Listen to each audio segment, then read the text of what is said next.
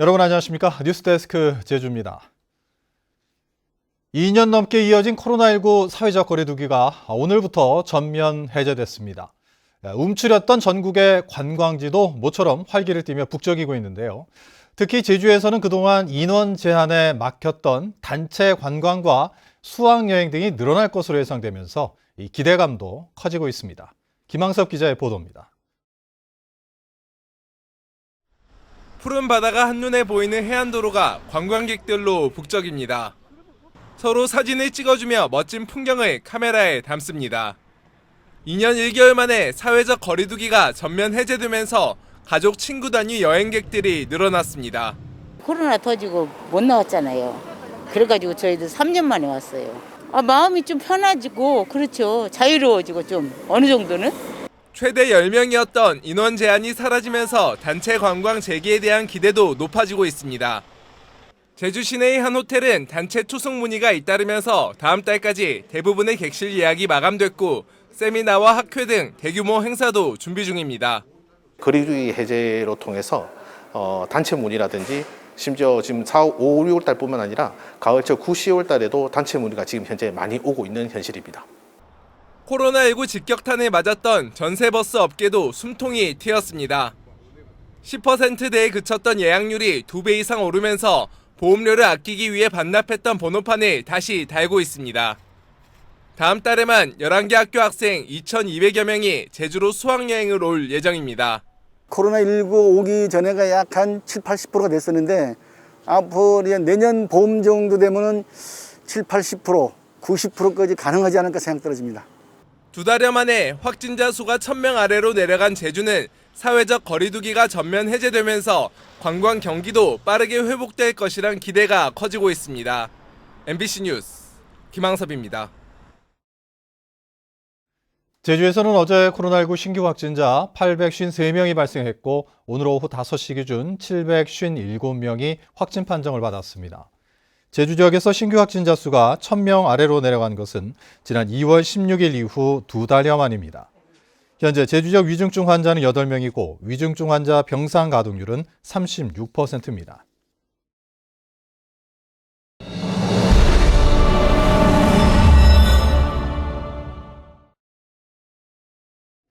(6일) 지방선거를 앞두고 제주도지사 선거 후보를 확정하기 위한 더불어민주당과 국민의힘 당내 경선이 시작됐습니다.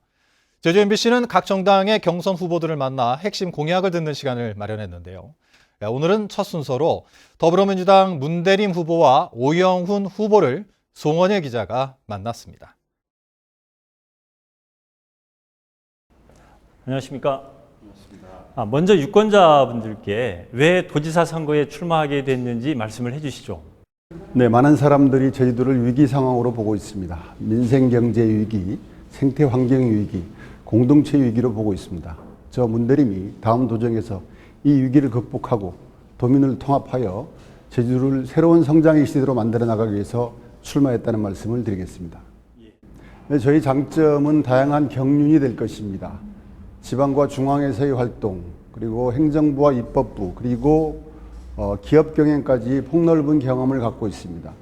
제주의 현안 곳곳을 살폈던 경험이 있습니다. 해결했던 해결사적 본능이 있습니다. 그것을 다음 도정에서 발휘하겠습니다.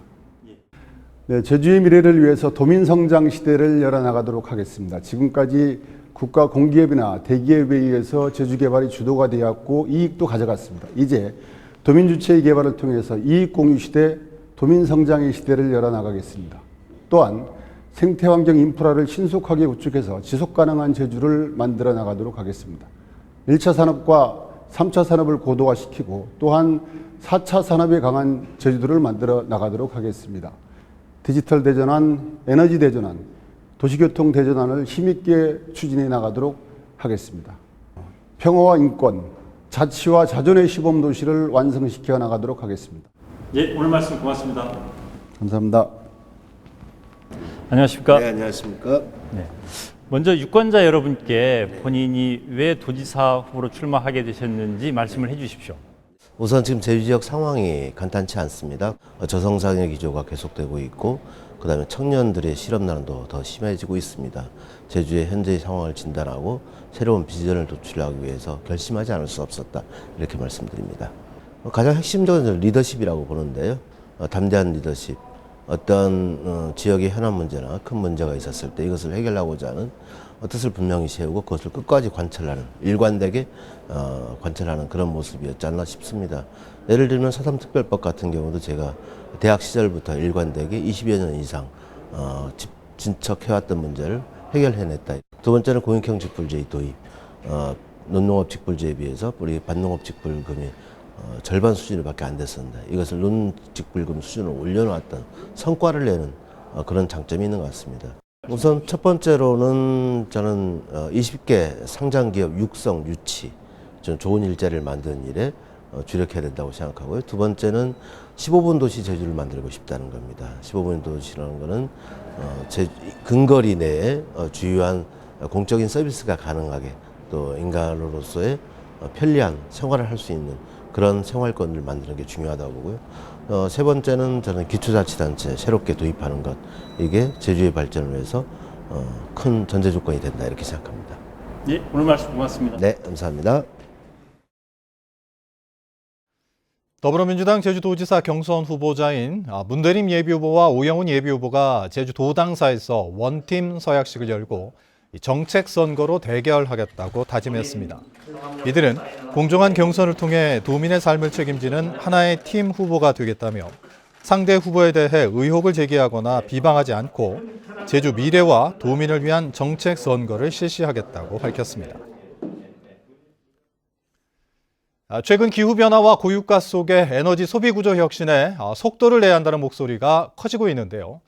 보통 에너지를 많이 소비하면 그만큼 온실가스도 많이 발생하기 때문입니다. 특히 제주의 에너지 다소비 건물 12곳 가운데 공공시설을 제외한 9곳은 모두 관광시설이었습니다. 그런데 제주도는 아직 이렇다 할 대책도 마련하지 못하는 상황이라고 합니다. 이따금 기자가 보도합니다. 제주 최고층 건물인 드림타워 리조트.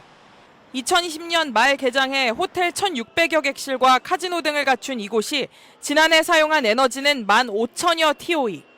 원유 1톤당 발열량으로 환산해 15,000톤을 사용한 셈으로 개장 1년 만에 제주 신화역사공원을 제치고 제주 지역 에너지 다소비 건물 1위로 올라섰습니다. 온실가스 과배출, 롯데관광개발의 사회적 책임을 다하라! 제주 지역 14개 시민단체로 구성된 탈핵 기후위기 제주행동은 정의당 강은미 의원실을 통해 확보한 제주 지역 에너지 다소비 건물 명단을 공개했습니다. 제주 지역 에너지 다소비 건물 12곳 가운데 공공시설은 제주공항과 제주대병원, 제주대 등 3곳. 나머지 9곳은 모두 숙박업소 등 관광 관련 시설입니다. 관련법에 따라 연간 에너지 사용량 합계가 2,000TOE 이상이면 에너지 다소비 건물에 해당하는데 이들 에너지 다소비 건물 12곳이 사용한 에너지가 도내 전체 건물 사용량의 4분의 1에 육박했습니다. 2020년 대비 지난해에는 업체가 한 군데가 더 늘었고요. 11곳에서 12곳이 됐습니다. 그렇게 되면서 전체 사용량 자체는 2020년 대비 39% 정도 증가를 했고요. 이렇게 에너지 사용량이 급증하고 있지만 제주도는 아직 이렇다 할 대책을 마련하지 못하는 상황. 관련 조례를 만들어 2012년부터 해마다 에너지 다소비 건물 명단을 공개해 자발적 감축을 유도하는 서울시와 대비되고 있습니다. 에너지 다소비 건물이다 했을 때 저희가 도내의 그런 에너지 다소비 건물들을 관리하고 있지 못해요. 저희가 데이터를 갖고 있지도 못하고. 2030 탄소 없는 섬을 표방하는 제주.